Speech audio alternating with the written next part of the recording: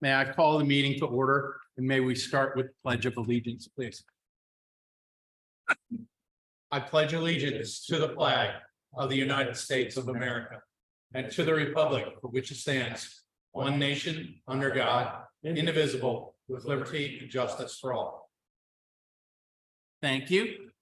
We will begin this evening with the Finance Committee items. So the schedule is going to look a little discombobulated. Yes. And that first order then of business will be public comment. We have Mr. Caleb Best. Good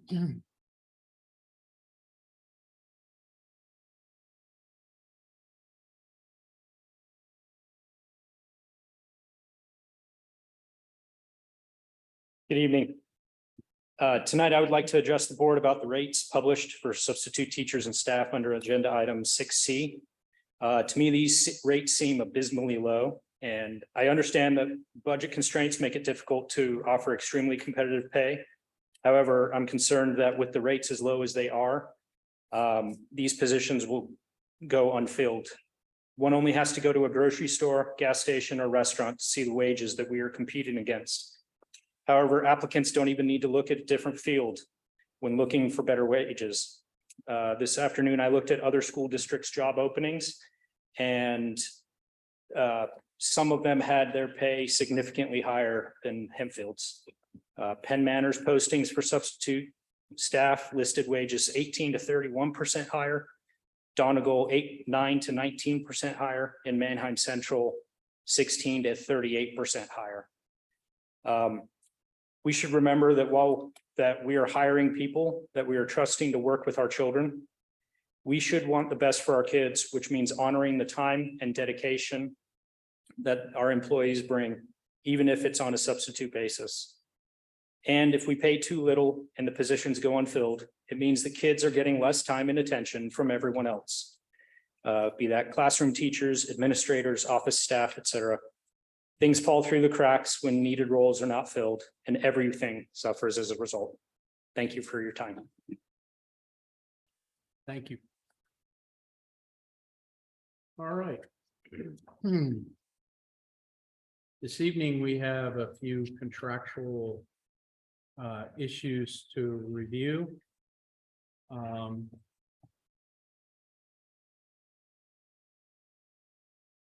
we'll start. We don't have to vote on these right away, do we? Or do you want to jump to item C? We can do item 6A, which covers 6B, C, and D. Tell you what, since we have guests here, let's start with item E, 6E. That's actually part of the building and grounds piece Okay. where they're, but Mr. Maris So we is have here, to wait so for Mr. Maris. he just walked in. Fine. If he's willing to move forward, I will, What are we talking about? We're going to I start will with submit presentation. to turning over the meeting to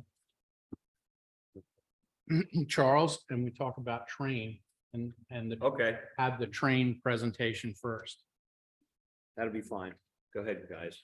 Okay, I just wanted to speak with you first before they begin. I had asked the gentleman from Train to come back again this evening. If you remember, they were here last week, but I wanted to mention a few things before they spoke with you.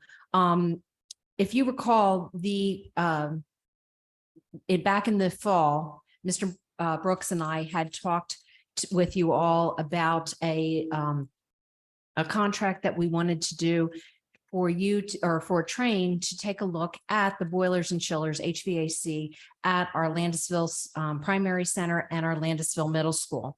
At that time, we had a contract that we were submitting, and you voted on for them to do for Train to do a study at these two buildings. At that time, the contract was for $33,125 that you voted on, agreed on to have them do the study.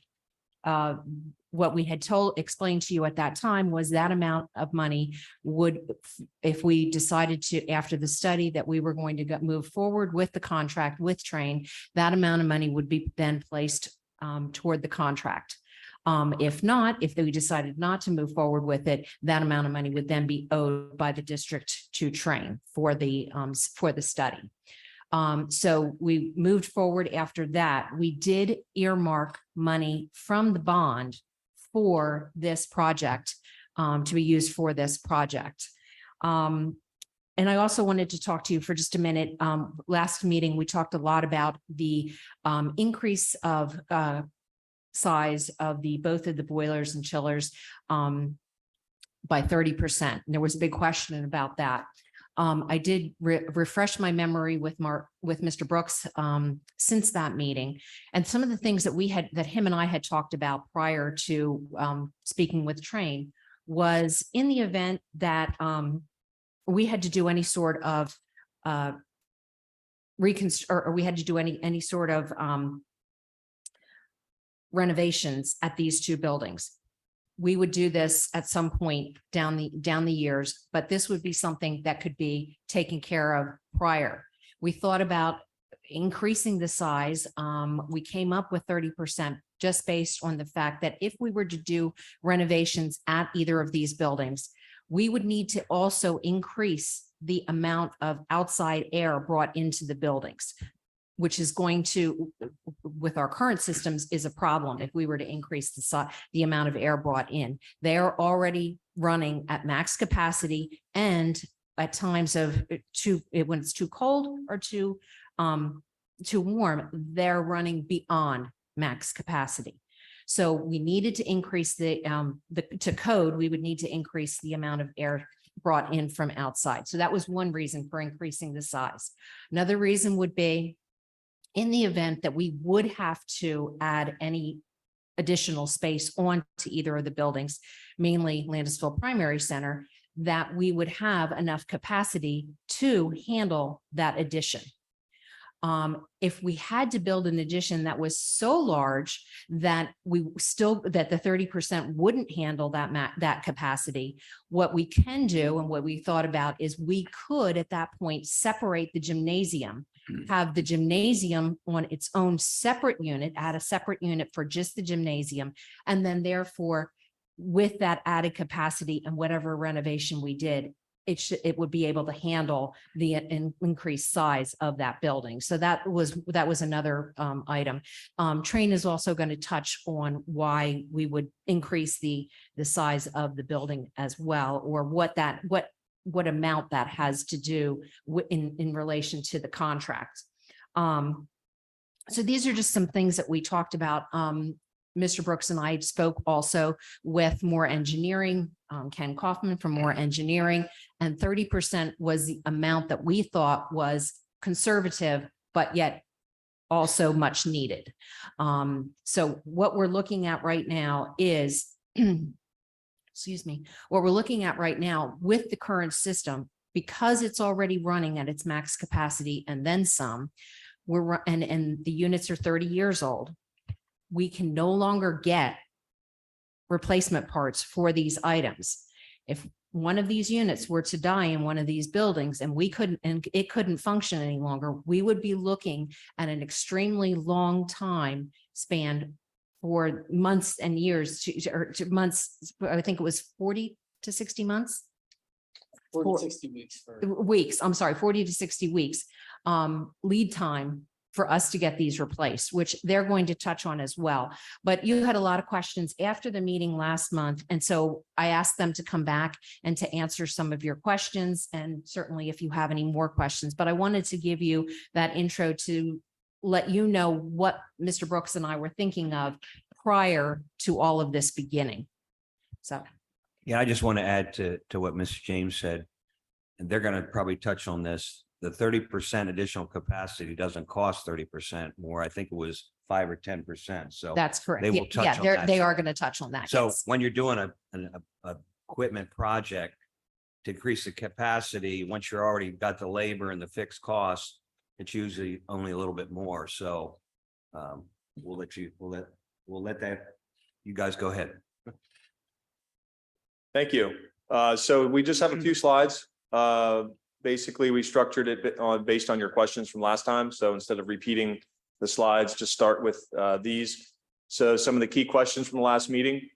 30% added capacity, as you just mentioned. We were asked about what cost that would relate to, and about a 5% increase in project cost to go to the 30% increase in capacity. The second question was related to warranties. We had a lot of questions about the cost of the warranties and what's required, and we tried to sort of boil that down a little easier for you. At each of the schools, we're including, as part of the project cost we've already discussed, it's already included, is the 10-year parts and labor coverage for the boilers and 5-year parts and labor coverage for the chillers. What that also requires on the back end, separate from the contract, is a service agreement, which you're already doing. So you're already doing the service agreement with us and with another boiler company. And those costs would stay about the same, very similar to what you're paying now. Those would be required to continue in order to keep the warranty. So we've summarized the approximate cost of those contracts, which again, you're already underway with currently. I think for perspective for the other board members, we talked about if we don't have that service contract and somebody comes into service, I think we were talking a minimum $1,200 to $1,500 a visit. Does that sound right? At minimum, yeah. So I think the pricing is advantageous because when you look at 10-year warranty, 33,000 sounds like a lot of money, but over 10 years, that's 3,300. So if you have 2 visits a year, you're already ahead, and you're probably going to have more visits towards the end of the life of or the end of the warranty. So I think it's a good deal. Go ahead.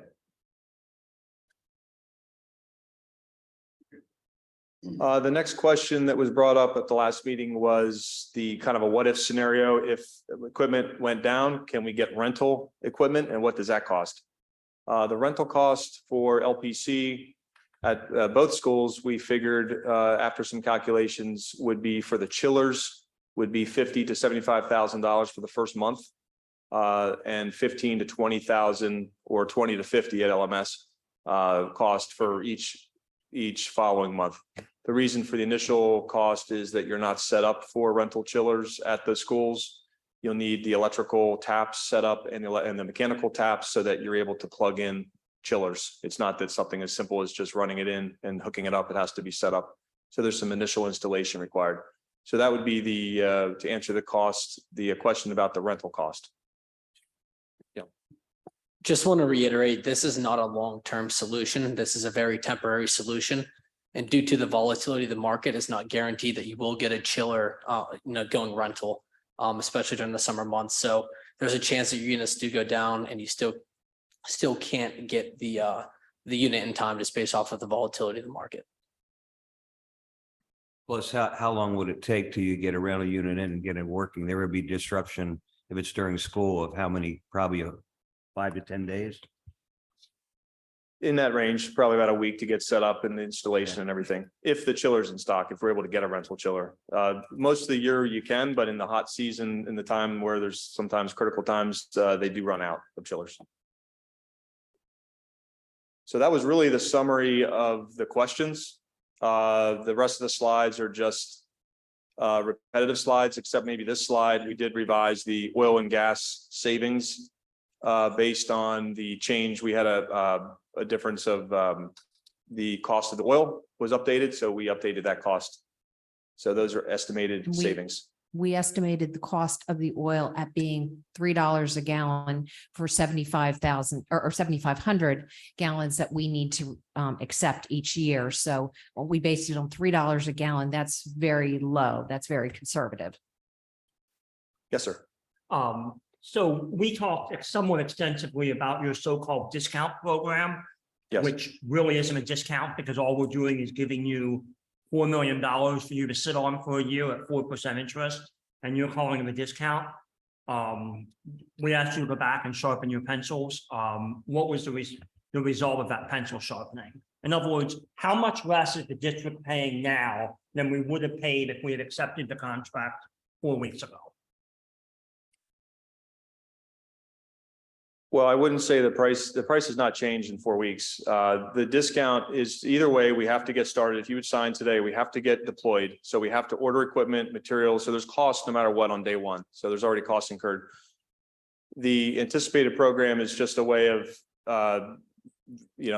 Explain to me how this is a discount, because I'm really not understanding. Well, Grant, it's all about, Mr. Maris, thank you. I understand. I'd like to hear them say it. Okay. I'm not go ahead. we have, this is a public entity with a AA2 bond rating, okay? Mhm. We are not a high-risk entity to extend credit to. Basically, everyone else that we deal with, we provide services, or they provide services to us, then we pay for them. Mhm.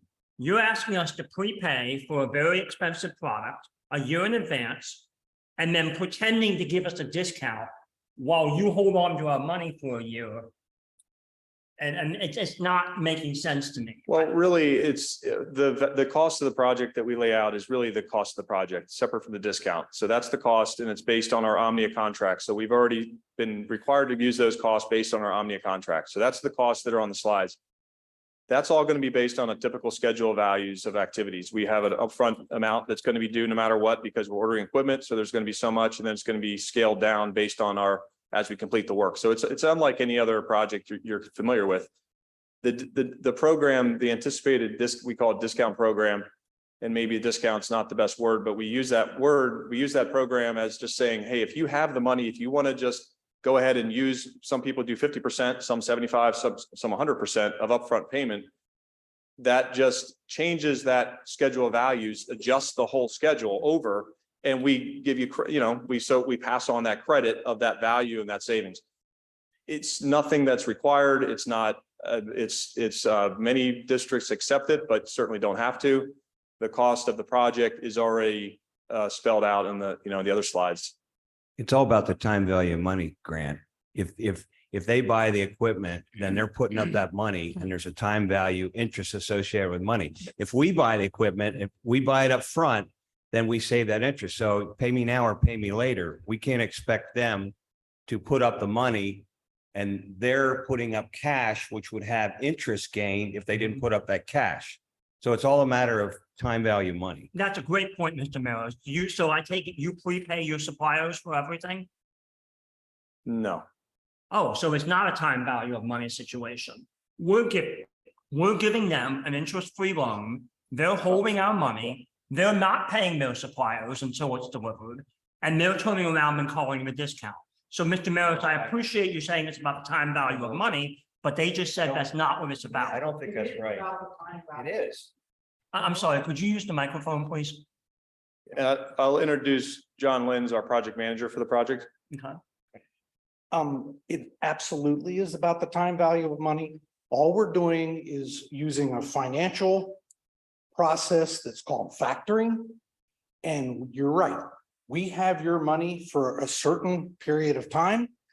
And for that, there's an implicit interest rate, and you can take advantage of that if you choose to. You do have some, I don't want to, but you do have some concerns with your bond, and you're running out of time on your bond. So it is an opportunity. You don't have to call it a discount, but if you choose not to do it, which is totally okay with us, then the cost is what it is. If you chose to give us a portion of that money and we factor it based on an implied interest rate, then that is a discount from what your fundamental cost will be. So, yeah. Thank you. Mrs. Hall or Mr. Bomersky, we need to spend that bond money, or there could be penalties on our end, correct? I just object to the term discount. I think it is misleading to this board, and it is misleading to the public. I expressed that opinion 4 weeks ago. I have hoped to come back and see something a little more transparent, a little less frankly disingenuous. I didn't see it. I take exception to that. Okay.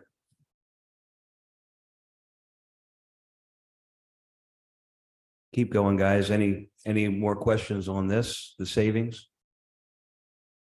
Do you have any more slides? Just just the slides from the last meeting. Okay. That's all it is. Just again, the cost slide. And then some of the points of why do this project now. The schedule, again, we're at the June 13th time in the calendar, so we're 2 weeks delayed. We think we're trying to figure out a plan to meet the schedule for August 15th. We think we can still do it, but things are getting rather tight. And then just the summary of the scope, again, the scope at each building for the chill water and the hot water systems. Location of the site, just a little visual of what we're talking about. And again, at the middle school as well. Location.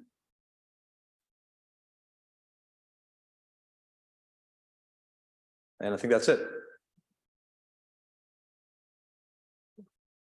Questions?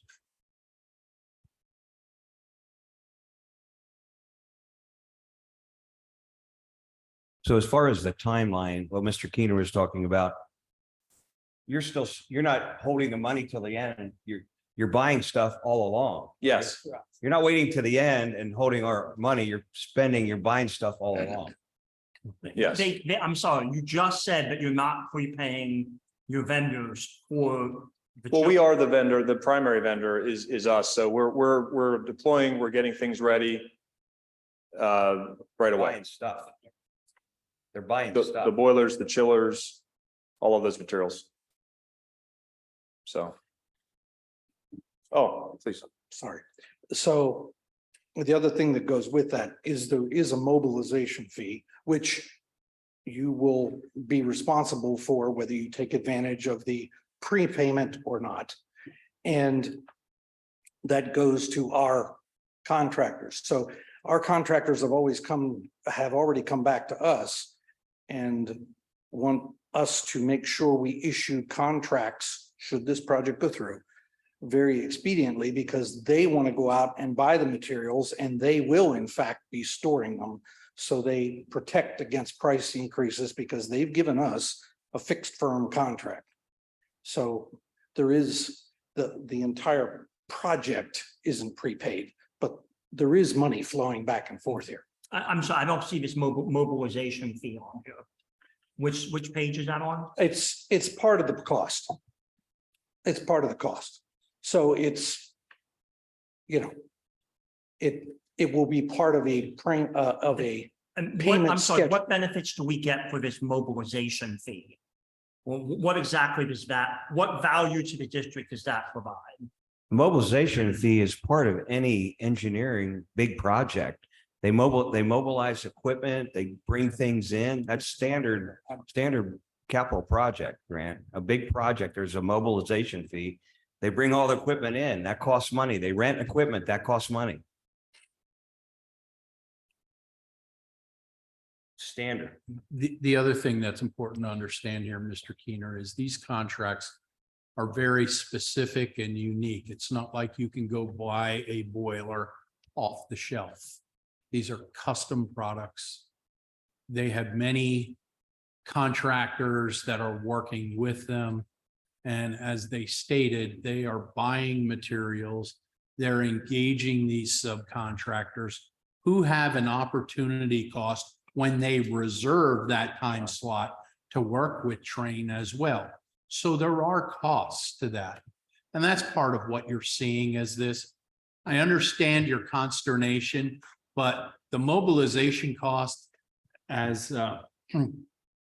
Charles put it here, it's a cost of doing business because these are unique custom projects. So I hope that helps you with your I appreciate concern. the explanation. Thank you. So are we going to vote on this tonight? Yes, there is a Yes. voting So item. we There is wanna- a voting item under findings. It'll be later in the agenda. Yeah. Any more questions from any board members? Justin, you came in late. Do you have any questions for us? No, I didn't have any from the last time till Okay. today. Anyone else? Mr. Wagner, I'm good. Mr. Garber, Mr. Donato. Okay. Thank you, guys. Thank you very much. Yep. Thank you very much. Thank you. Okay, our next item. Summer project update, Mrs. James. Yes. Give us an update. Yes, just as in past meetings, I just wanted to go over a few things with you, letting you know what's going on with the summer projects. If you've been on the campuses at all, I'm sure you're seeing a lot of activity. It's been a busy summer already. And now I'm starting to sweat just to make sure everything gets done in time. So the paving projects are moving along very rapidly at our LPC area and the quad parking lot. They are ready to finishing coats on there and finishing up concrete projects. So things are really moving along there. Have not at this point, I should probably knock on some wood, but I haven't come up with anything unexpected at this point. So thank goodness for that. They will continue moving along over on as they finish up the quad parking lot. They'll move on to East Petersburg and the paving there that needs to be done specifically in the bus loop. They will also take care of the concrete that is right outside the admin building that is breaking, and they will take care of Rohrstown and Mountville in their the lights that were in front of their building that they're going to take out some red brick and that's causing some tripping hazards. So that's moving along. The HVAC projects are also moving along at Rohrstown and Mountville. The equipment is coming in. Some of the equipment has had some delays in it and had to be reordered, but we're still moving along. They are looking to fly some of the units moving up onto the roof, probably around the 10th or the 17th of July. So that's going to be a big event. There'll be a number of units there. There's going to be a second crane that'll have to come out and fly some very large units, but they're continuing to move along. They'll set the units that they can as soon as possible on the roof. So we're moving along with that. Nothing terrible has happened there either. So we are continuing with the steam leak. We did have to do additional excavation. Excuse me, we did have to do additional excavation around the steps at the steam leak, and we're going to have to take a pipe around the steps so we don't have to take out the steps coming from the cafeteria. So we're hopeful that will be done here in the next few weeks. They have already covered over that some of the piping that they had opened up, they've covered over that. And then as soon as that leak is secured, then we'll go ahead and do the concrete work in that area as well. If you've been around the track area, we have started the track. That is, unfortunately, Mother Nature's not cooperating with that one, because every time that they try and start to spray that track, it seems like it rains, and that track has to be completely dry in order for them to spray. So we're going to keep our fingers crossed that she cooperates with, or that Mother Nature cooperates with us. So, and then the last thing is we're continuing to work on the feasibility study. I don't know if Mr. Pomersky is going to have any updates on that, but I can tell you that we have now visited all of the schools. We have talked with all of the principals, and we have visited all of the fields throughout the district. And they have gone over all of the capacity and talking about how the capacity is in all of the buildings, how it's being utilized, and what the problem areas are in all of the buildings. So they'll be moving forward with they're on schedule for the feasibility study. They'll be moving forward with the cost analysis part of it next.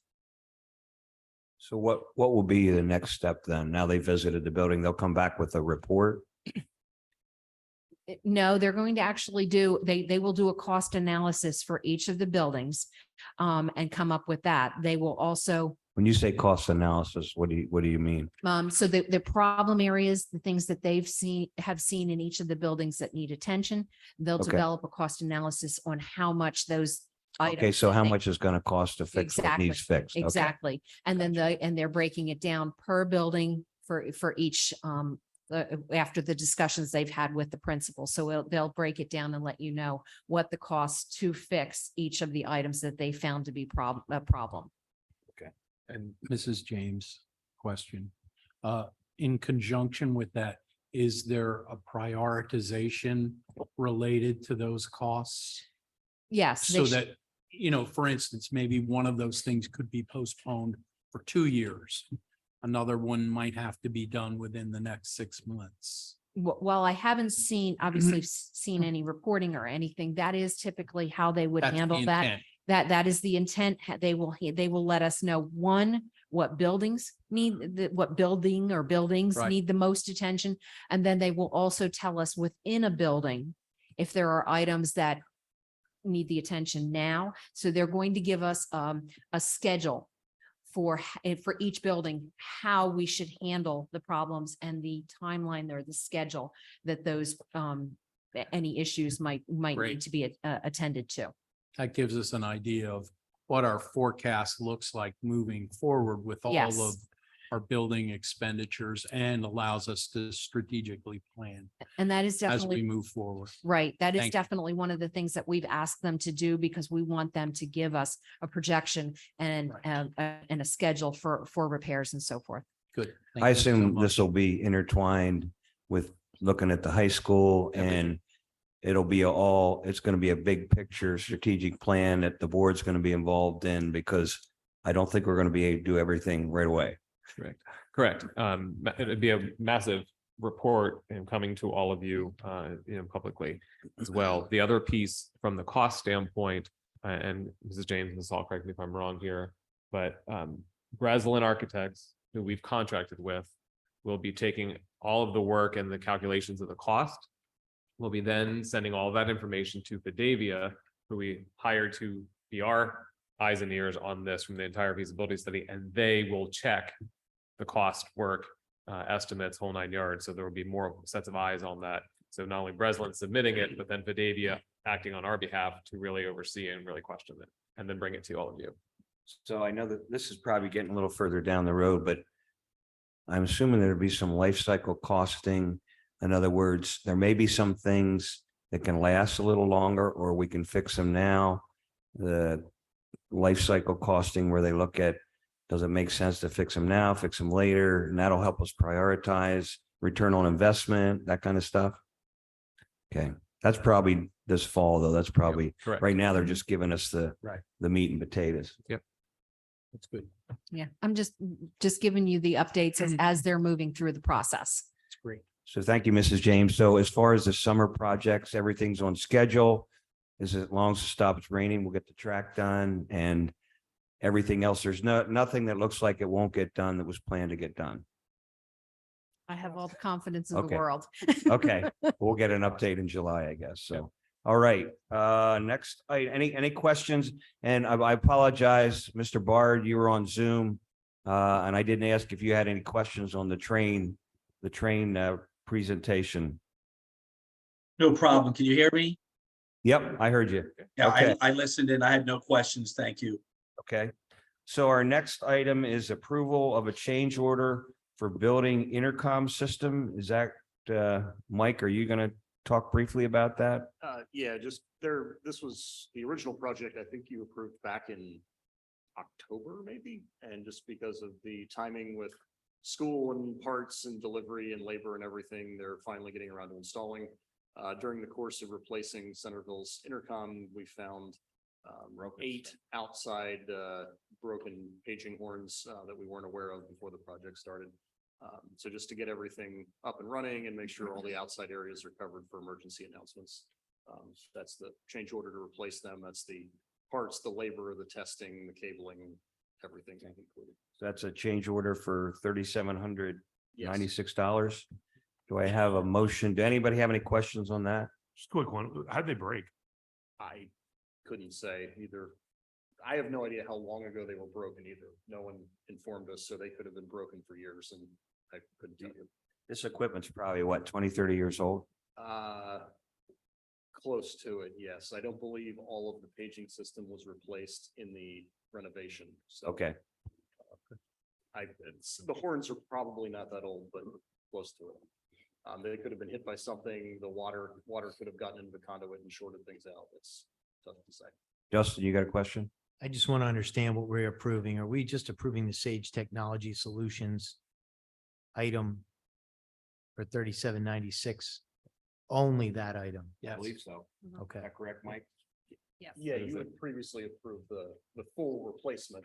That's already approved. This is just adding those 8 speakers to the. Okay, thank you. Any other questions or comments? Do I have a motion? To approve? Motion. So moved. Second, any other comments or questions? Second. All in favor? Yes, Oh, Dylan? yes. Okay, thanks, Dylan. All right, I think we go now to the finance.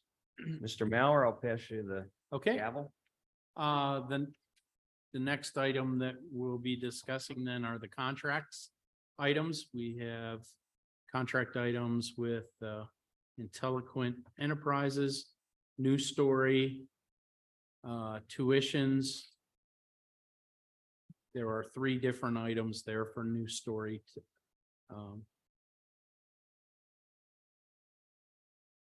Could we have some more information, please, Mr. Graham, on the IU-13 contract? It seems like something that our staff should be able to do. We have never implemented Teams on a large scale for voice. This is not simply turning on the messaging feature that's built into 365. This is doing voice routing and essentially building a phone system out of the services in Teams. So you have connections with E911, our on-premise phone service, dealing with the network firewalls, making that redundant across multiple network connections. The IU has already built Teams in this manner for some other districts, and looking around, we felt that there was a good base of knowledge there, and that this was really intended to be sort of a knowledge transfer that would get us up and running, and then we could take over. That said, if I went out and got a full contract for implementation services for Teams, you'd be looking in the tens, $20,000, $30,000 probably. So from where I'm sitting, $2,000 to get some good training and get everything up and running is money well spent, since my staff needs training as well on something we have never done before. And a phone system, to me, is certainly something I want to get right, just because you do have 911 services in there. As I mentioned, the change in phone systems were required to dramatically improve what we do with E911 to the point of sending location-specific data, whether that is a static phone on a wall or a person dialing from a computer. There's a significant amount of back-end work and detail that go into making that function, which again, we have never had to do before. So again, from where I'm sitting, the minimal cost of working with the staff at IU-13 to make sure we're checking everything is money well spent, of course. Okay. And you said it's 2,000, it's not 3,900, because I think you just said 2,000. Oh, sorry, yeah, it's whatever So which is it, 2,000 or 3,900? Whatever, it's 3,900. 2,900. 3876. It says 3,900 on you. If I'm looking at the right thing. Says 39. Sorry. The summary for this evening shows 3,900. It's the dollar. Mr. Graham, I have some other questions around that. One of them is, was this part of the original budget, or is this an add-on to a current project? And what is the why behind the need to move here? You shared a little bit about that, but I guess my question is this really necessary? And I realize it's small dollars. Then I'm going to add another question to that. Is this just the implementation? Is there ongoing monthly fee tied to this as well? So as I shared previously in the safety and security briefing, the phone system we currently have is now 17 years old. It is an open source platform that has served us well, that we have essentially paid nothing for over those 17 years. That said, it is no longer supported by the vendor or the original group of open source folks that maintained it. So at this point, we have to start investing in a replacement phone system to cover the entire district. It's not something that I can just let die and fall apart. That's services for administrative collaboration, the way that we work remotely, whether it's virtual Teams in itself is the voice component that the administrative group secretaries, counselors would end up using for their regular phone system during the day, but also if we are remote for any reason, whether that's a virtual snow day or somewhere else, or some other reason that they're not on premise. The rest of the district will at some point be transitioning to probably another open source phone platform of some kind that we can get support on. But again, we're really looking at trying to keep the system up and running. To answer your question about whether this was budgeted, yes, it was. That is in the technology budget for next year. Because again, planning ahead, we know that we have to start replacing a phone system in the district. I also know that I can't budget to replace that in one shot. Replacing the entire phone system for the entire district, that's probably close to 150,000 if I was to go out and buy a system. So what we're trying to do here is separate some things out. Teams does have a cost associated with it, but that's a cost that we're really looking for just the users that need it, which is our administrative users. If you're in a classroom, you basically need voicemail and 911 dialing, which there are cheaper options, which is what we're going for there. Maybe I can ask in a little different manner. When I say about budgeting, what I mean is, I think I'm getting at a long-term plan. So it sounds like we've kind of piecemealed some things together. And I guess what I worry about is we start to throw dollars in little pockets of areas that we end up not necessarily having a full-blown, long-term appropriate plan where we're just, I don't want to say fixing things as we go, because I don't think that's what you're doing, but No. I'm a little, it kind of comes out of nowhere. I mean, I realize we've had a 17-year-old system. But my question is, what's the long-term plan for this? And what does that look like? And how does this fit into that long-term plan? So as I mentioned, I mean, we've been looking at needing to replace the phone system at some point. Next year is the first phase of that replacement. Teams was the kind of the hybrid solution that we looked at on the administrative side, and then an open source platform that's coming, or a cheaper platform that's coming later for the classroom side. We can't use the cheaper open source platform For for the- all of yeah. this. We No, can't. we There's no can't. way. Again, if we're looking at the way our users operate, the way we work today, requiring administrative secretaries, principals from a mobile perspective, keeping things open, whether we have a virtual snow day, folks working in different offices in different places. There's some additional features there that we can't get from a free or very, very cheap option. We also already have teams in place from the chat perspective or the collaboration suite perspective. And this is just adding voice on top of that. We have about 1,200 phone lines in use throughout the district. Teams is only targeted for probably around 200 of those.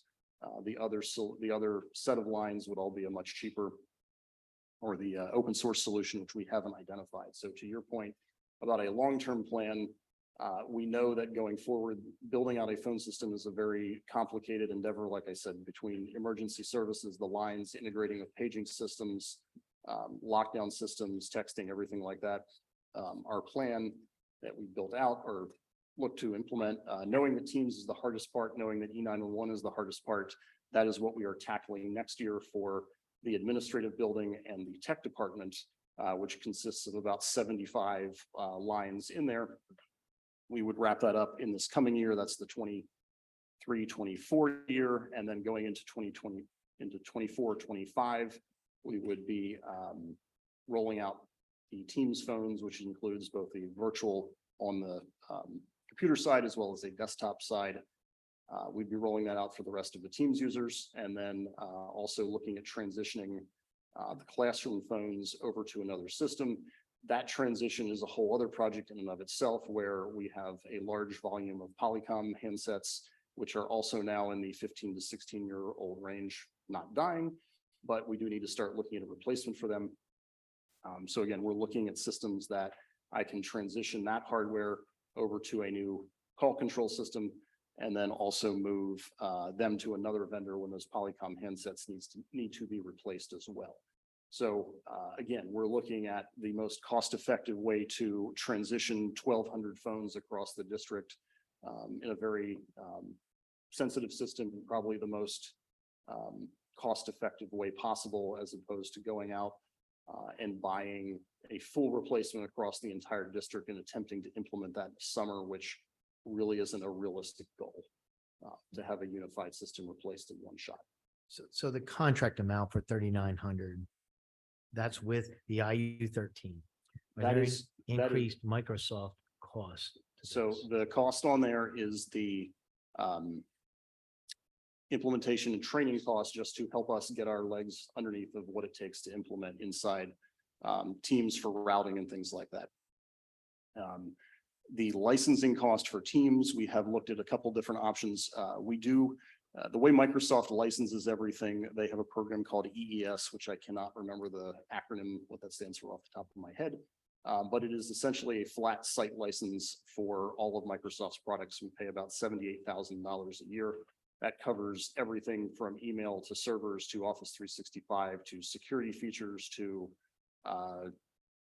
penetration testing and security and the whole nine yards. There is a per user cost of for Teams that's around $35 that would get tacked on per line with that. That is also in our budget for next year. Again, this was not a kind of spur of the moment project we were dropping there. This is part of the long-term plan of rolling out. Just looking at other phone systems that are out there, we looked at a couple. The $35 per year per user is relatively cheap. There were some others that we have looked at in the cloud hosted realm that are in the range of $20 per line per month. So again, tacking that on to Microsoft. That 35 per year, did you say? 35 per year, yes. Times how many users? It would be about 200 to 300 Teams users. Somewhere around there. And again, the challenge I have right now is we are paying nothing for a phone system, which has been great while it lasted, but ultimately I need to get a phone system in place that works, that's supported, that functions well for everyone. And the challenge is if I go out and buy a phone system, I'm likely going to have to buy one for 1,200 lines, whereas here I'm attempting to spread things out, target the users that need advanced features, and come up with a free or much lower cost effective solution for those that do not need it. I do have a question. These are landline type phones, right? The classroom ones, yes. Teams is a hybrid client that will run on just about everything. But in the case of offices, yes, we are talking about desktop phones. But those users would be also on mobile phones, their computers, anywhere they're connecting from. 'Cause I'm wondering, does the staff still use the landline phones a lot, or do they use their cell phones mostly to call each other? We would have to have a physical phone in a classroom for 911 service. Okay. Getting rid of physical phones is not an option. I got you. That's a requirement. Okay. I guess, and maybe this is just my lack of tech savvy, we already have Zoom and Google Meets. Teams is just another platform, video conferencing thing, isn't it? No, we're talking about a phone system, not a conference. But you said Microsoft Teams, that's a video thing, Team- isn't it? Teams has telephony services in it, which replace a traditional phone system. Zoom has something very similar that they'll sell you as well. But we're talking about telephony services, not conferencing services. And we do use Teams internally as well for conferencing, not as much, but But why, and like when you say telephony, you mean picking up the phone and calling someone, correct. okay? Yes. So why do we need Teams when we have whoever AT&T or Verizon or whoever provides our landline or cell phone service? I guess I'm just not understanding what, Because Teams does. we're a large entity with a multi-line phone system. So if you're in a building, you still need to you need to be able to pick up a phone and dial room 100 or dial Right. whoever. That system still needs to be there. Principals need a phone number to be called on. Principals, secretary, when you dial into a Right, building. yeah. You're, that's how it's always been. yes. And that you- still exists. Yes. And this doesn't replace that. No, it does. But but what does this do then? Exactly what when you, so when you pick up, once Teams is, let's say we implement Teams here. When you pick up the phone and dial into Enfield High School, that is running on Teams for Voice, The secretary answered the phone. secretary answers the phone and picks up a phone. The difference is that instead of the PBX platform that's in the background that is managing the phone system, which in this case is an open source one, it could be Digium, it could be Avaya, it could be anything on the background that's running the phone system. The difference is in this case, it's Teams that's managing the phone call and routing that call from the public phone carrier down to the desk of wherever that person is. The difference with Teams is that it can be a physical desk phone. It can be a phone on your computer. It can be a phone on your smartphone. It gives a lot more flexibility to those users of ours that are really it could be anywhere. Yeah, I'll just break this down. Is this a requirement? Or is this something that is in addition to what we currently have that's functional? This doesn't feel like, and I'm not trying to be difficult in any way, but something about this just doesn't sit right with me and I can't quite put my finger on it. And I realize we have an old phone system and it's antiquated, but I also, something doesn't sit right with this platform being an expense that we're going to incur that will not just be the implementation fee of $4,000 or $3,900, but also the 35 per month times 200 to 300 users. So I'm still struggling a little bit with the need for this. I realize it's small dollars, but at the same time, something doesn't sit right with me. And I'm not questioning the need to look at our phone system in general, just questioning the moving forward with this platform in this manner at this time. I can't, in other words, your detailed explanation, some of it's a little bit over my head, to be honest with you, not being in the weeds of understanding all of our phone system intimately, but it just doesn't feel like it's a solution that makes a lot of sense. I sort of have to agree with Mr. Walkermuth, and that's why I'm asking these questions, to try to see if there's something that I'm just not understanding about this. I mean, doing some quick math, we're paying someone $270,400 a year. No. I mean, that if you take that We're $130, not paying anyone. no, if you take $130 an hour rate times 2,080, that's like paying someone $270,000 a year. You said it's 30 hours at $130, right? Yes. So that's an annualized rate of $270,400. No, the quote with the IU is simply training or a knowledge transfer to get my team familiar with managing Teams telephony services in Office 365 in Microsoft's Yeah, environment. we're paying for an outside trainer, in this Huh? case, the IU13, to come in Correct. and train you on a Microsoft phone system that we're purchasing through Microsoft. Correct. Yes. So why is Microsoft just providing training as part of the purchase price? You would pay for training no matter where you bought the system from. Right. And so the IU has already done this. Yes, they've done it for multiple districts. And again, looking at what was out there, this is a incredibly cheap price for getting training on implementing a new phone system compared to anything you would buy anywhere else. It just doesn't seem like it solves our phone system problem of our aging system. And I think that's where I'm a little hung up. So it's for 3,900 for the training or for the system? Or for That's- both? The train, Training. Okay, so how much are we paying for the system? 10,500 a year times 300 users at 35 a year, if I'm right. around there, yes, that, So it'll be an ongoing cost of 10,500 times the number of contracts. If the users are 300 a year at 35 a year, the training fee is a one-time fee of 3,900. that is correct. So $270,000 a year for training? That's more than we pay by Where are far. you, where are you getting that from, Grant? I Just a have flat no fee. clue where you're No, getting. I'm just extrapolating the hour. That's a rate. My point is one-time- very But that's high hourly rate. irrelevant. This is a one shot and done training Yeah. for the IT group I for get- $3,900. This I is mean, when you goodness sake. when you contract with different companies, they have their rate. This is the typical IU rate from a training standpoint. Mr. Mayor sits on their board.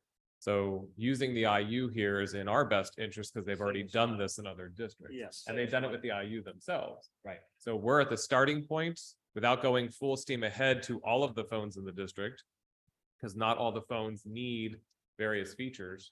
So we're trying to encapsulate the phones that need features, get them out of the way first, and then find an alternative platform at a low cost for the rest of the phones in the district on a subsequent year. So this would be a system that we would keep for a certain select group of individuals Yes, in the district. yes. So like, for example, like And I'm we- under this yeah. umbrella, Yeah. as Mike is talking. So So if I'm in my office, phone gets transferred in. If I'm not in my office, I could have it so that it forwards to my phone, so that if someone's calling me, I can get it on my phone. If I'm not on my phone, I can get it on my computer. And So we don't have that capability now. we Yeah. do not.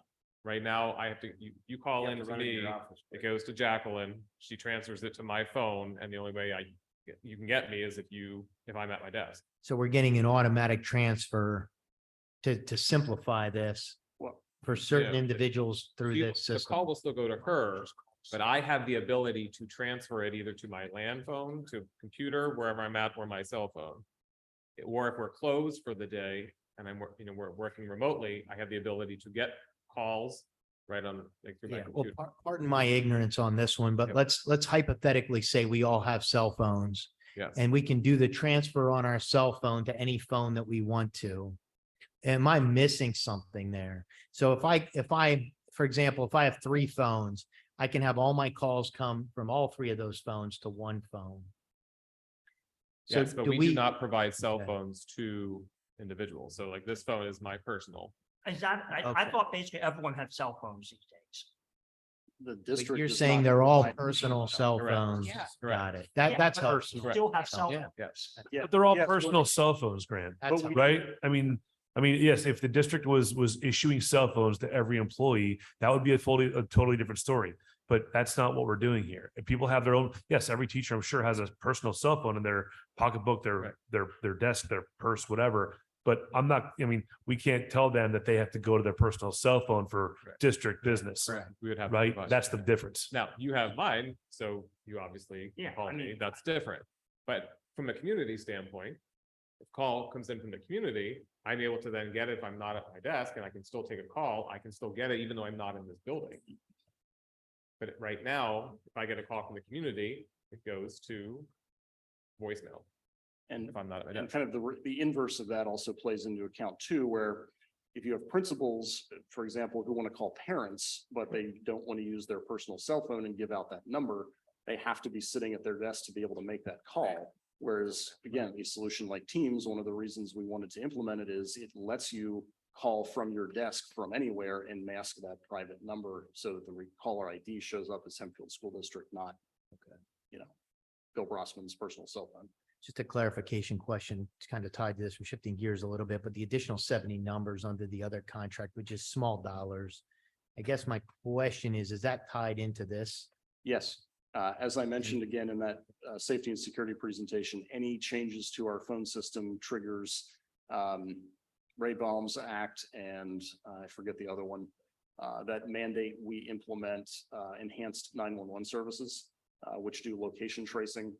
Again, we And that's can't- where the extra 70 are coming from? Yes. Okay. And again, Teams has by and large the best 911, E911 services that we looked at, where you can get very granular down to dynamically picking the location within the district. So if I'm on a computer or on my cell phone and I dial 911 anywhere in the district, that 911 call will get the room number I'm in based on my presence in the district. And you did share that. Yeah.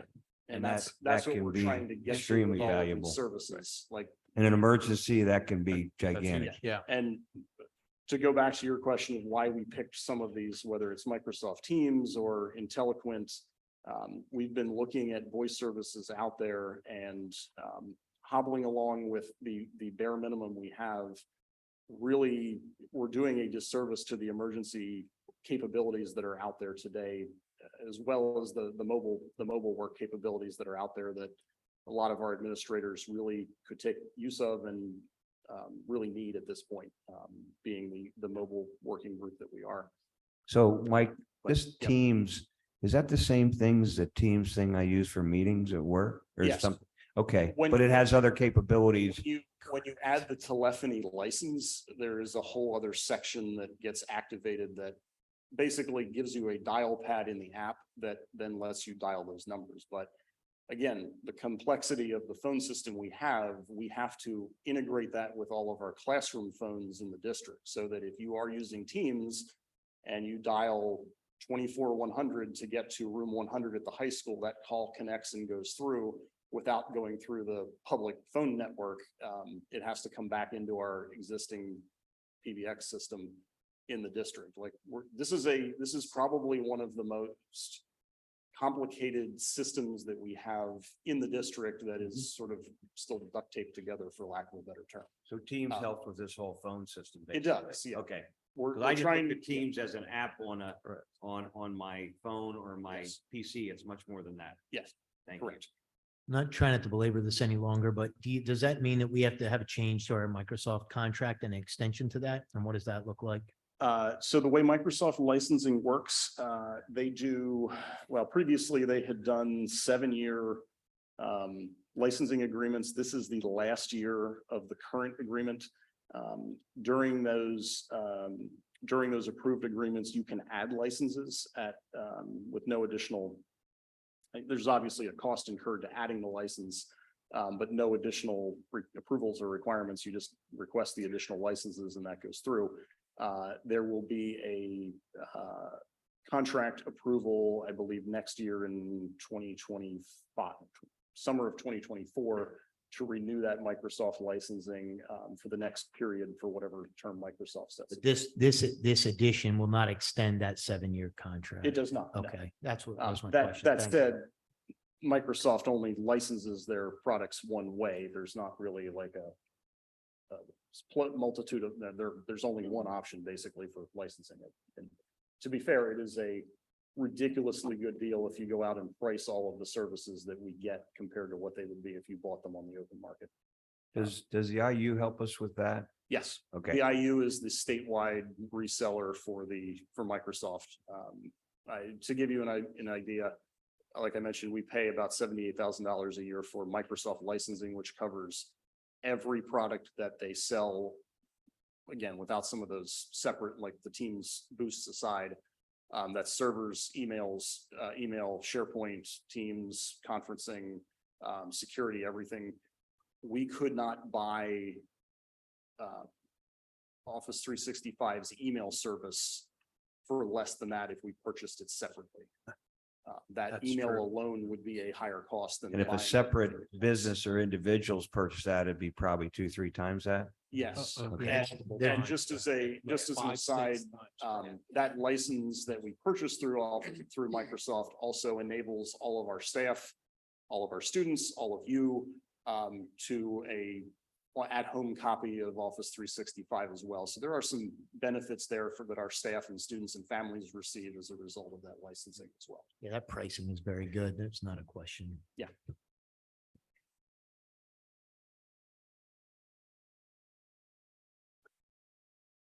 All right, does that exhaust our questions on the $3,900 expense? We can talk about rotary phones. No, now we're going to move on to news story.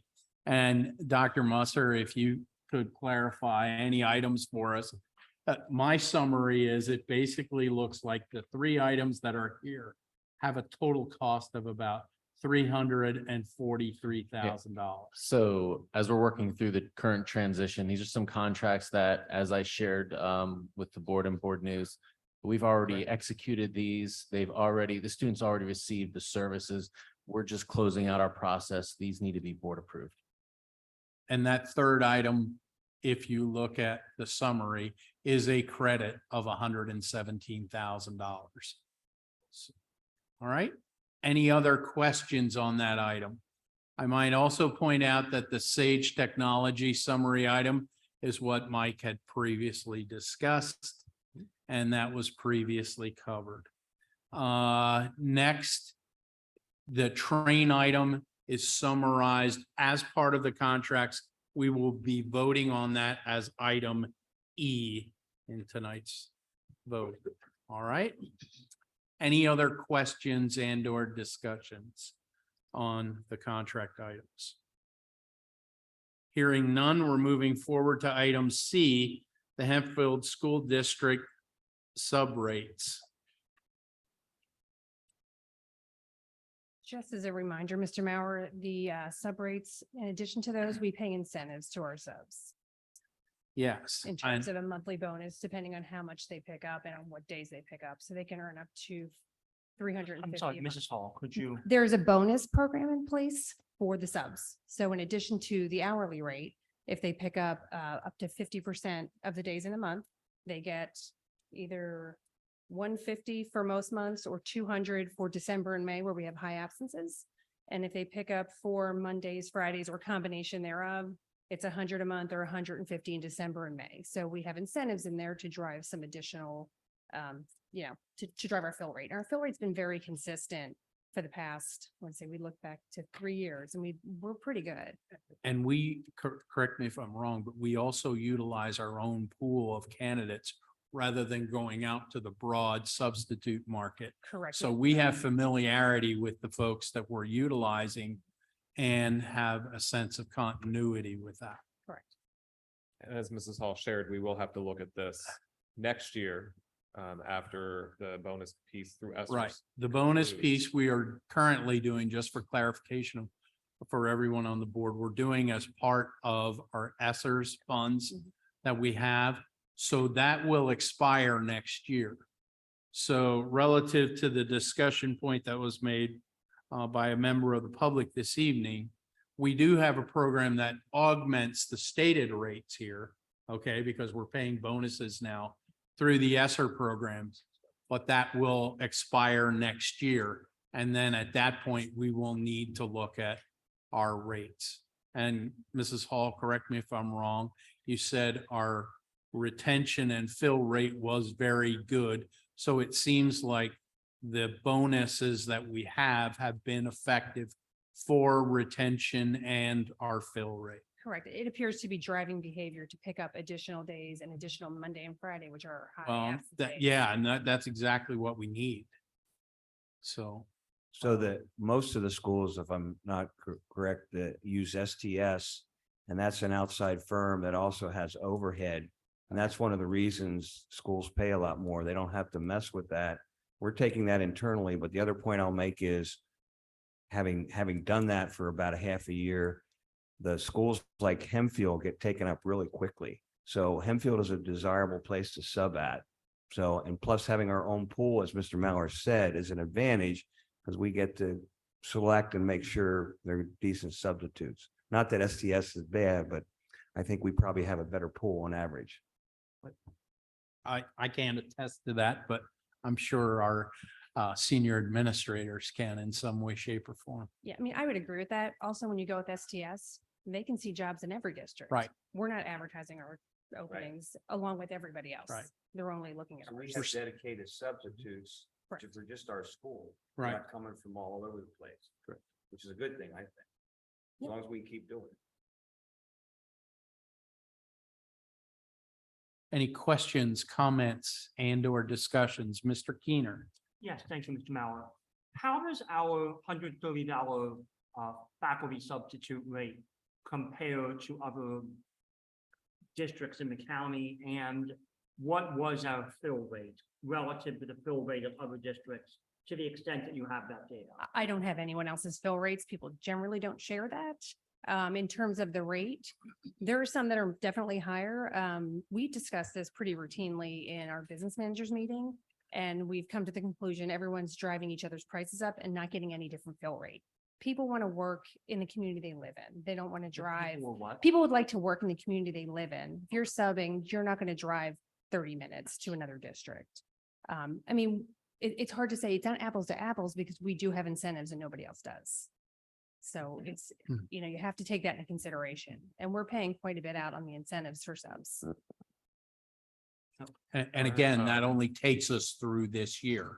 So it is an issue that we recognize as a board and as an administration that we're going to have to deal with moving forward. And I believe our teacher sub fill rate is about 75% across the district for the entire year. And that's been consistent, about 75% filled, consistent across the year. And that's been the last 2 to 3 years. Right. That seems very low. So That means 1 out of 4 substitutes positions aren't getting That's- filled. I remember it, I thought it was a few years ago, well, maybe this is 4 years ago. I remember it being like in the 86-88% Yeah, range. Is when that not COVID hit, everything dropped. Everything Yeah. dropped. So. we- across the board, not just for us, Yeah. everybody? No, Correct. it just was a reset. Correct. Okay. That year was rough. People didn't want to come in buildings. And so we've been consistent around that 75% range. And to Mrs. Hall's point, increasing rates and doing other things has not necessarily driven the rate past the 75% mark or past the mark that it. It's not moved your candidate pools to other districts. Got it. Like, we're not really competing with each other. People want to sub where they live. And some of you may remember several years ago, we were behind. We some were, other districts. yeah. And so we had a plan. We were increasing the hour or the daily rate every year up till we got to back at the high end. And now districts are going higher. And so to Mrs. Hall's point, we're all just forcing each other to increase the rates because it's not gaining access to a different pool of people. Yep. And so that's something we're gonna have to look at again after the ESSER piece. What do we do there? And having conversations with people across the district. At this point, I think you see everything from about 120 to about 155.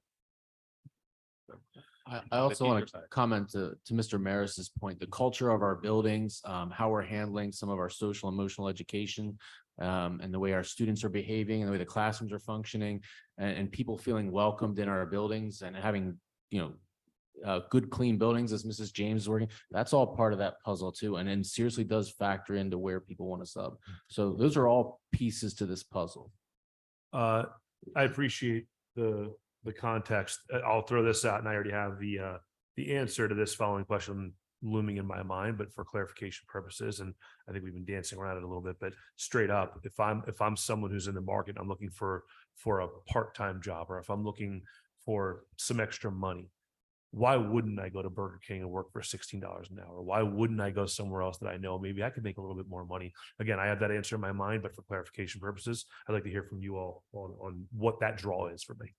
You're not talking about the subs, you're talking about. I'm just talking about work open of- market. Yeah. Well, I mean, so for a lot of people, it's the hours. Miss And Hall, it's I'm the- sorry. for a lot of Please. people, it's the hours and the schedule. If they have children in school, that our schedule works for them. It's not Saturdays, it's not evenings, it's not weekends. If they work enough hours, they are eligible for PSERS as well at some point. Mm-hmm. So that's a benefit you're not getting at Burger King. And the job's different. It really depends on what you want to do and spend your time doing. Could be Wawa too. Oh, yeah. On average, Good. how many Appreciate that. substitutes I do take we employ per day? Teasers of the Burger King. On average? I don't have that number. I can get it for you. Dr. Musser, Dr. Dandridge, on average, how many substitutes a day? And I guess where I'm going with this is frankly, 130 a day seems very low for a district of our size and frankly, our resources.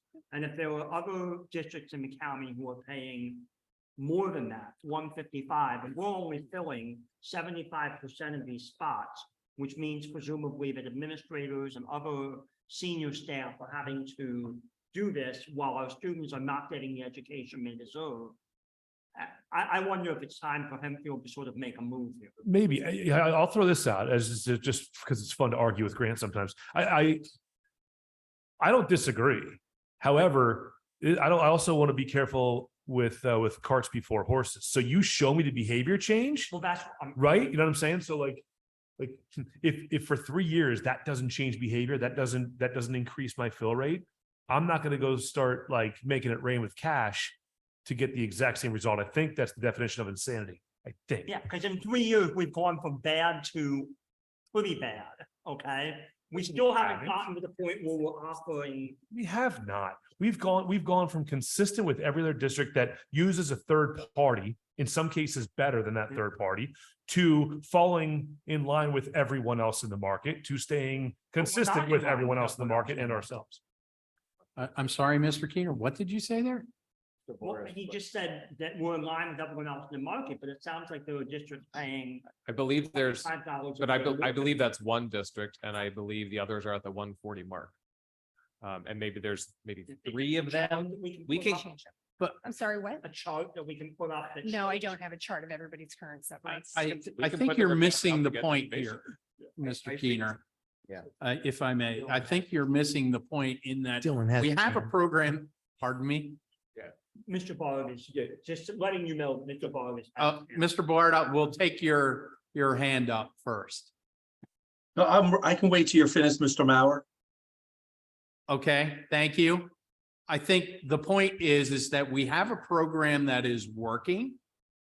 We have evidence to say our fill rate probably won't change. If we were to make a change, either in the rate or the bonus program we have. The bonus program seems to be a great incentive for people, and it is working for us at the moment. Why do you need to kill the cat? I guess I would question, but when I hear a 75% fill rate, that doesn't sound good to me. That means out of every 4 classrooms that has one of them doesn't have a substitute. 75%, that's not good to me. Now, maybe if we want to celebrate 75% fill, maybe I'm wrong here, but. Well, I think we also heard evidence or remarks from our superintendent that said after COVID, the entire workforce reset. And 75% is probably a better benchmark than the previous 86. So I don't have any other reason to disbelieve that. And I surely don't have any evidence to say you can provide anything better. I guess all I'm saying is we seem to be in a mood to throw money around here on Microsoft Teams training, on a fictitious discount for an air conditioner, and but yet we're not willing to invest money for the people who are teaching our students every day. I believe we are adequately investing money in the people who are substituting in our district, and the program has been successful. And I would challenge you to say that it is not successful. I don't define 75% as success, but Well- reasonable people can disagree. Well, why don't we All let right. Mr. Bard? So, Mr. Bard, Hi, can you guys hear me? yes. I understand what Grant's saying. It's very frustrating. I will say that the last 3 years in private industry, everyone's experiencing exactly the same thing. I wish 75% we could do better than that. But if you watch every business out there, I mean, Mr. Keener, are you not hiring at Uncommon Pizza? Do you have a complete fill rate there? That's what's going on Appreciate that. all around. Barb. I'm sorry? So what I've seen going on, everyone's throwing money in every industry trying to get the same people. People are just jumping job to job. And what Mrs. Hall said, I feel is accurate. You're retaining the people that want to stay in their community, and for an extra $25 aren't going to travel to the next district. After you take out taxes on that, it's minimal difference and they get to stay at home. So our focus needs to be on keeping them happy being in our district. So $10 doesn't get them to go to the next district. As soon as we raise our prices, my fear is the next district's going to do the same thing, and it's going to not stop. I'm watching it in trucking specifically. You'll see the bonuses on the billboards, $10,000 sign-on bonus, $20,000 signing bonus. They go, they grab their bonus, and then they leave. Throwing money right now with a shortage of human resources, to me, it just seems it's not working, in my opinion. And it could be different in a year from now when we aren't doing we have to decide at that point whether we're going to do the bonus system or not and how we're going to address it. But if it's working right now, I don't think raising the rate is going to help us necessarily, in my opinion, based on what I see in every other industry. I think what Mr. Pomersky and Mrs. Hall have said to us is that raising the rate isn't going to improve the fill rate. And we have people that want to come to Hempfield and just substitute at Hempfield.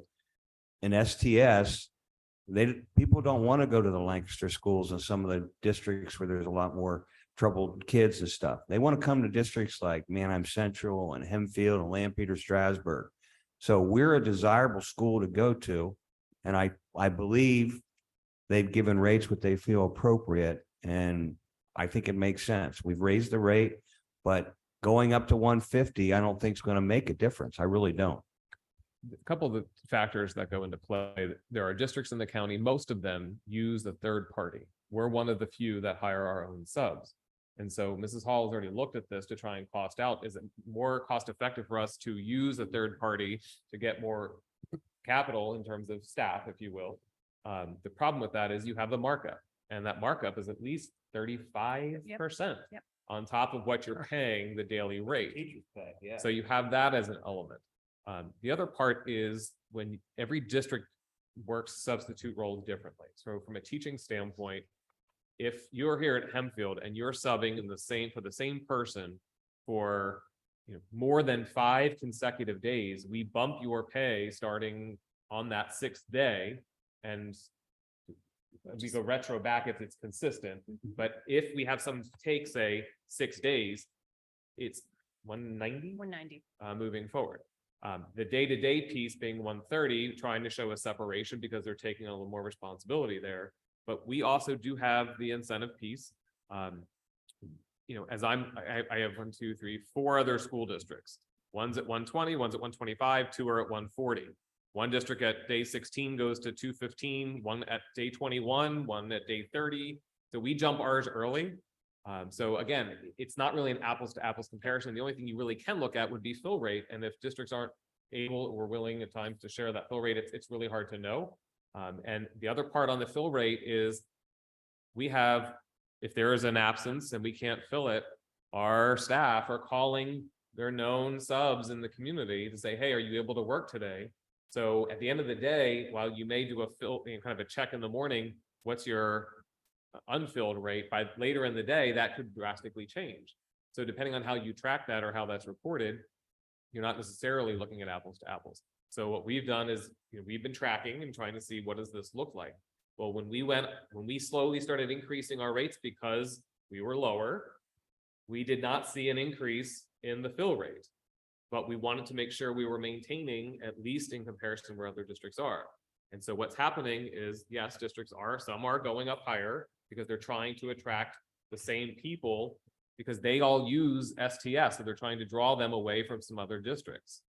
That is something we'd have to explore and say, moving forward, do we want to do that to broaden the pool? But you have to know it's, per daily rate, it's plus 35 or so percent. So those are some of those other factors that make it difficult. And I don't want to. Mr. Bramerski, if the daily rate was 140 by STS, then we'd have to pay 140 plus 35%. Correct. So you're talking gigantic. The other thing is having our own subs.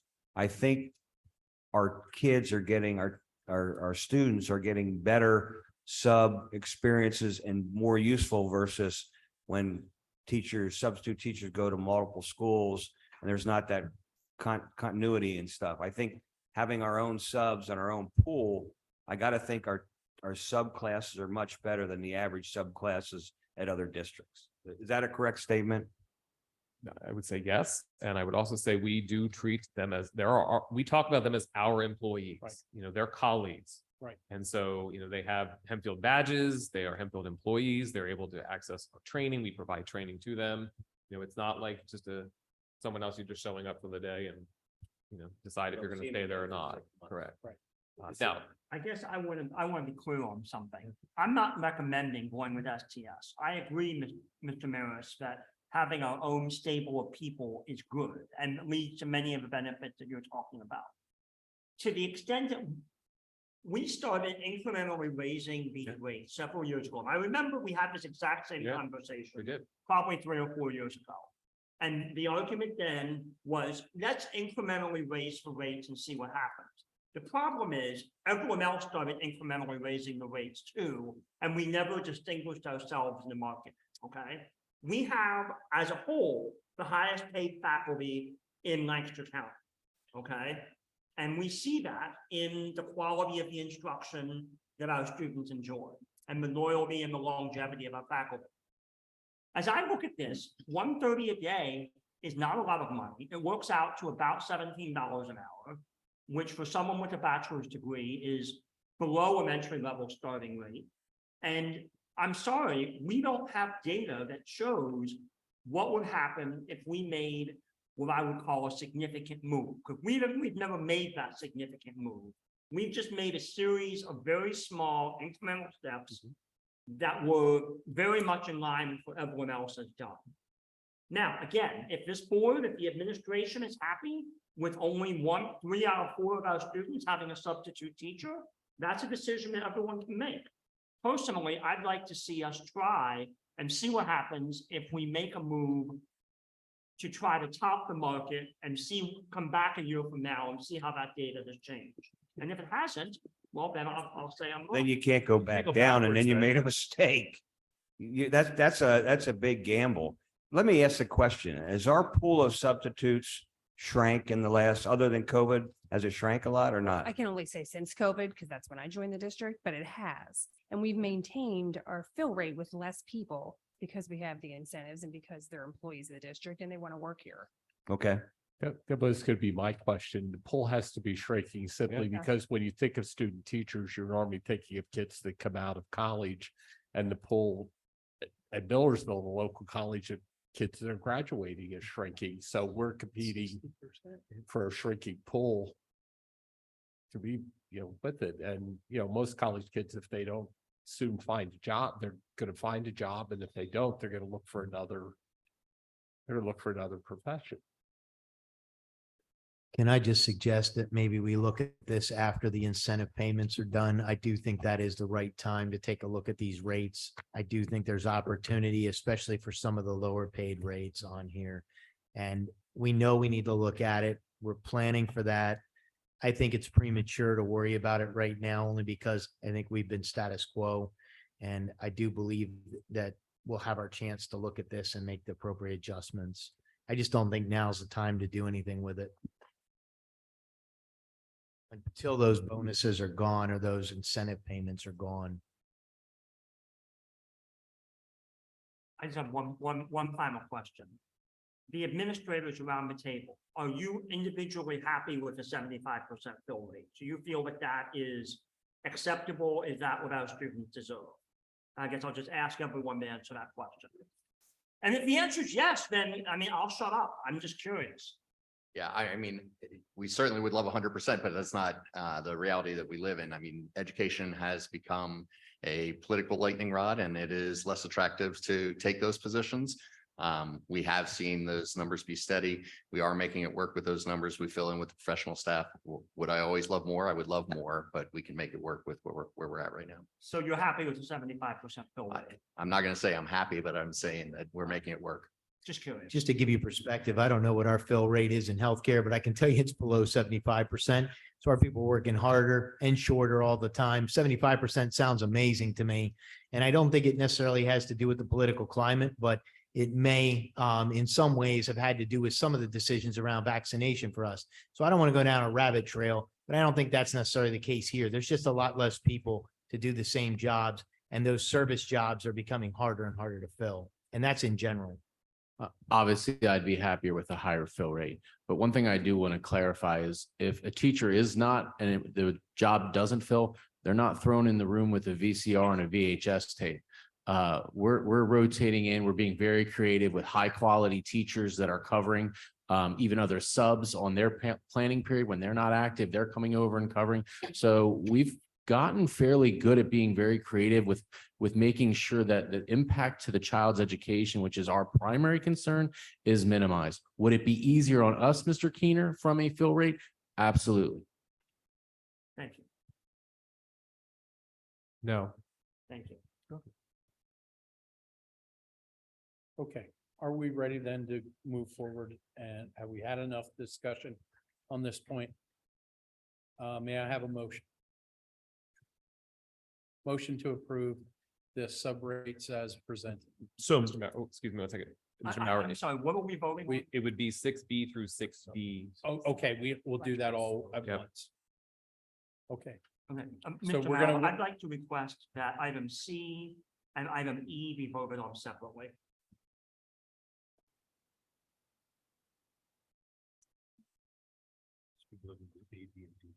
E is already scheduled to be voted on separately. So then this would be B and D. all right. Are there, before we do that, are there any questions then on middle school lunch adjustment? That should be straightforward. It's a requirement. So that said, then may I have a motion for items B1 through 5, item and item D? So moved. Second. Any further discussion? And our vote, please. All in favor? Yes. Thank you, Mr. Bard. All right, item 6C. District subrates. May I Motion, have a motion to put forth the rates as presented? motion. Second. Any further discussion? All right, a vote, please. All in favor? Yes. Any opposed? One opposed. All right, HVAC upgrades with Train. I think we've stated clearly the requirements here. So do I have a motion? So moved. Second. Any further discussion? And a vote, please. All in favor? Yes.